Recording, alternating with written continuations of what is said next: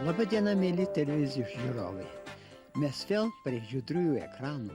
Taip kaip ir pereitais metais mes pakalbėsime apie mūsų įvairialypę Lietuvos gamtą, apie augalus, apie gyvūnus, apie gamtos grožį, nes Lietuvos gamta neišsemiama. Ir aš vėl kviečiu jūs kiekvieną šeštadienį dalyvauti mūsų laidose.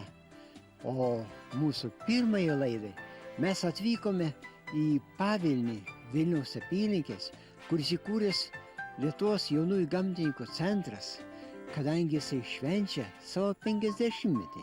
Taip, kad mes susipažinkim su tuo jaunųjų gamtininkų centru, pažiūrėkime jo gyvenimą. Jaunųjų gamtininkų centrą su jų jubilėjimu atvyko pasveikinti garbingi svečiai, aišku, ir jaunimas bei vaikai.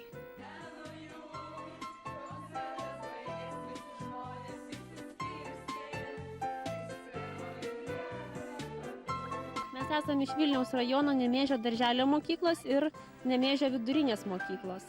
O kas jūs sudomino čia jaunųjų gamtininkų centre? Jaunųjų gamtininkų būrelį vaikai lanko.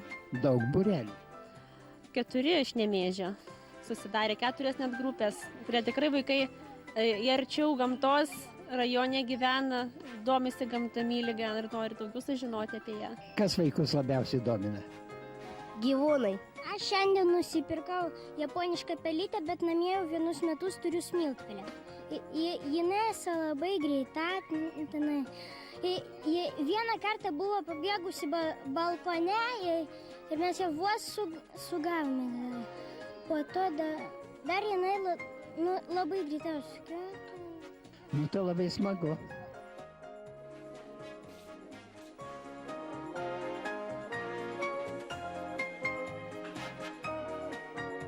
Noriu paklausti direktorės Sigutės Versosienės, kas buvo per tą 50-metį? Jūs 50 metų tai nedirbot. Sakyt, kas naujo, kas per šitą laikotarpį pasikeitė? 50 metų tai įstaigai nemažai ir gamtininkų centras pirmiausia turbūt pasikeitė vieta, kadangi 53 metais mes įsikūrėm Giedraičių gatvėje. Pabuvom labai neilgai ir atsikėlėm čia. Ir visus 49 metus esam šitoj 20 hektarų puikioj gamtiniai zonoj. Pasikeitė kolektyvas. Nuo 5 žmonių mes išaugom beveik 60 žmonių. Mes esam humaniški, geri, sąžiningi, patriotiški ir vedam visus jaunosius gamtininkus į gamtos pažinimą, į santarvę su gamta, į mokslo žinių aukštumas. Ir vaikų pas mus ateina daug, kaip ir šiandien per gimtadienį, kad šventėm, valgėm ir karišką košę, ir gimtadienio tortą ir džiaugiamės, kad turim didelį būrį vaikų. Galbūt gamtininkų centrui tai yra svarbiausia – turėti savo ugdytinius.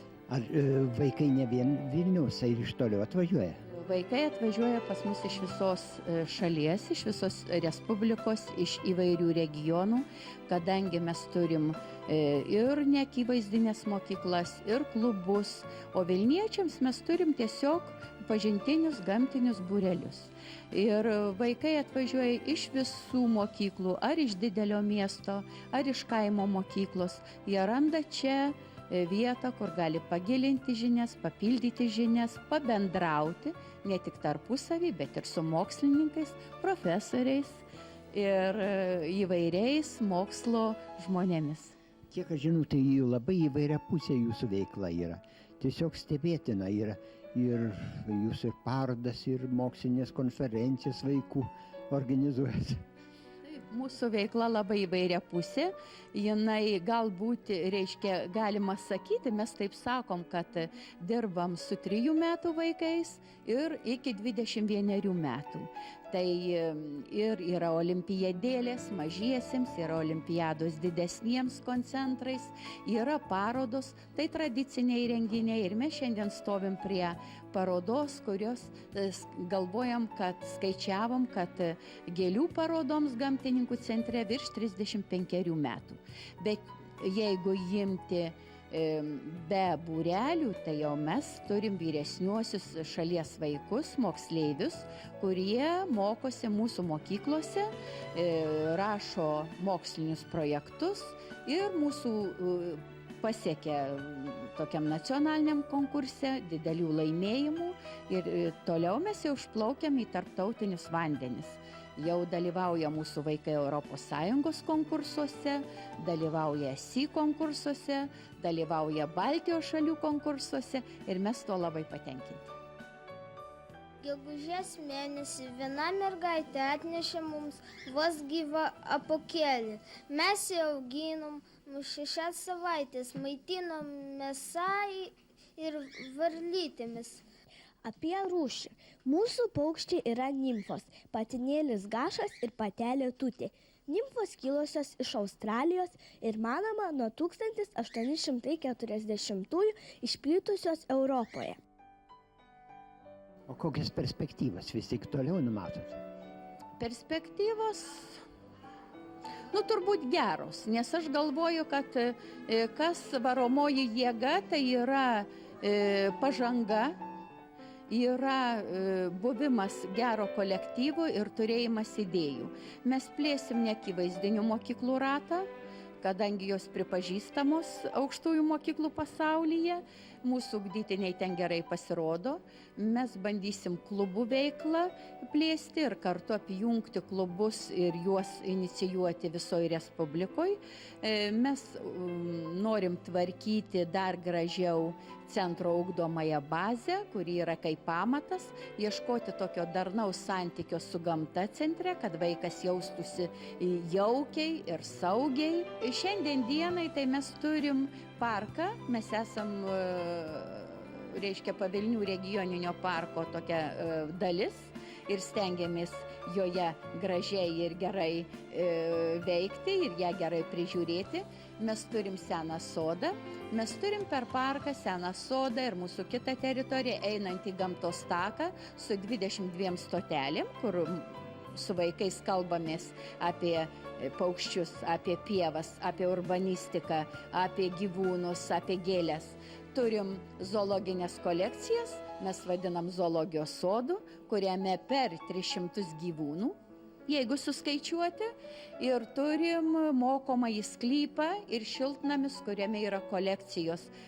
Mes vis galvojam, kad 7 tokios prieskoninių augalų, vienmečių gėlių, daugiamečių gėlių, sukulentai, kambariniai kiti augalai. Ir stengiamės Lietuvos moksleiviams ir pedagogams, visuomeniai tai parodyti, o kartu su tuo, ką mes turim, dar su jais ir pasidalinti. Taip kad talkininkų turim, tik tai reikia ir patiems būti labai sąžiningiems, doriems ir darbštiems. Jaunųjų gamtininkų centras kasmet organizuoja daugybę parodų, o ypač gyvūnų parodų. Gyvūnų globos dienos proga.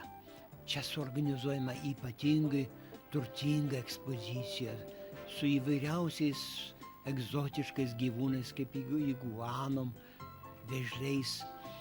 Čia ir ežiukas ilgausis atsidūręs net iš Vidurinės Azijos dykumų. Vaikai atsineša įvairiausių eksponatų, savo augintinių, ir žiurkėnų, ir žiurkių, ir paukščių, paukštelių įvairiausių, netgi zooparduotuvės ir tai dalyvauja parodose. Bet vaikams labiausiai patinka jų augintiniai, ir šuniukai, ir katytės. Nesvarbu, kad tai bus ne veisliniai, ne kažin kokie, bet jų numylėtiniai. O vaikai turi galimybės šiandien pasidžiaugti ir pastovę ekspoziciją, tai būtent zoologijos sodo. Vaikai ypač dažnai sustoja prie dygliatraušio, įspūdingas gyvūnas. Aš jį kadaise mačiau Vidurinėje Azijoje, tikrai savotiškas gyvūnas, beje ir pavojingas, jos dygliai 30 cm netgi ilgesni gali būti. Čia ir Kamerūno ožkytės mažytės, bet ožka yra ožka. Ar tai lietuviška, ar tai kamerūniška. Ir povas šiek tiek nutriušęs, bet kągi, povis vis tiek yra povis, vienas iš gražiausių paukščių. Bet zoologijos šitam sode yra ir daugiau mėgstamų gyvūnų, o čia ypatingas eksponatas, tai būtent vilpyšis, buvęs kadaise Lietuvos giriuose, tai laukinis katinas, mūsų kačių protėvis. O numylėti zoologijos sodo, aišku, yra kiauniukas, pažiūrėkit, čia miškinė kiaunė, bet tiek pripratusi prie savo augintojo, kad yra artimesnė netgi už kačiuką. Pažiūrėk, argi katė tai užšoks ant peties, tik tai kiaunės taip sugeba draugauti. Aš kadaise turėjau kiaunytę ir būtent ją atidaviau Jaunųjų gamtikų centrui. Malonus gyvūnėlis ir retas, bet geriau ją matyti vis tik yra girioje, o ne zoologijos sode. Tačiau vaikams yra pažintinis eksponatas, taip kad aš džiaugiuosi, kad į geras rankas pateko šitas kiauniukas. Kažkieno paimtas iš girių. Nuo lama tai senas gyvūnas, jau čia įpratęs šitam zoologijos sode, matot, net nesispjaudo, nors lamas tarp kitų spjaudytis moka. Savotiškas gyvūnas. Bet zoologijos sodą mes kol kas palikime, lai žmonės pasidžiaugia šitais eksponatais, jų daugiau yra, gerokai daugiau, juk sakė direktorė apie 300 įvairiausių eksponatų. Bet nueikim į augalų skyrių. Ir šiandien lauke pasodinti reti augalai kaip šitą durnaropę, violetiniais žiedais žydinti, arba tai vadinami sausiukai ir kiti žiedai puošia ištisas alėjas. Žiūrėkit, kokie ratyliai žmonių astromis vadina. Kartu su vaikais užeikime į šiltnamį, o čia augalų tikrai ir retų, ir labai įvairių yra, taip kad atskirais skyriais, pavyzdžiui, sukulentos skyrius, jūs pažiūrėkite, iš Amerikos kaktusai, iš Afrikos įvairius sukulentai, ypač iš pietų Afrikos ir žydintis gražiai, kaktusai labai gražiai žydė, bet štai agavos čia gali būti didžiulės. Šalia jos alijočius, bet tai jau Afrikos augalas. O šalia, žiūrėkit, įvairias spalvės begonės, kiek čia įvairių, ištisa kolekcija. O greta jų kiškė kopūstis pražydo baltais žiedais, bet lapai raudoni. Vaikai galbūt neįsimena visų augalų, netgi retų, kaip kad ginkmedžio, bet jiems svarbu tą didžiulę augalų įvairovę. Mėly televizijos žiūrovai, sveikindami Jaunųjų gamtikų centrą su jų jubilėjimu, noriu pažymėti, kad jų kasdienė veikla turi ypatingą reikšmę, juk čia dalyvauja jų veikloje iki 20 000 moksleivių ir mokytojų per metus.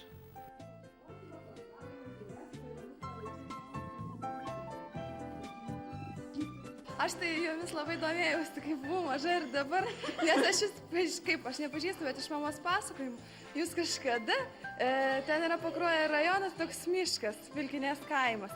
Rinkote drugelius, radot naują rūšį ir jūs pernakvojat pas mus. Sakykit. Naują rūšį drugelį, tai aš nuo mažens jau domiuosi tomis jūsų gamtos laidelėmis. Bet sakykit, kas jūs pritraukė čia į Jaunųjų gamtikų centrą? Gyvūnėliai? Gyvūnėliai?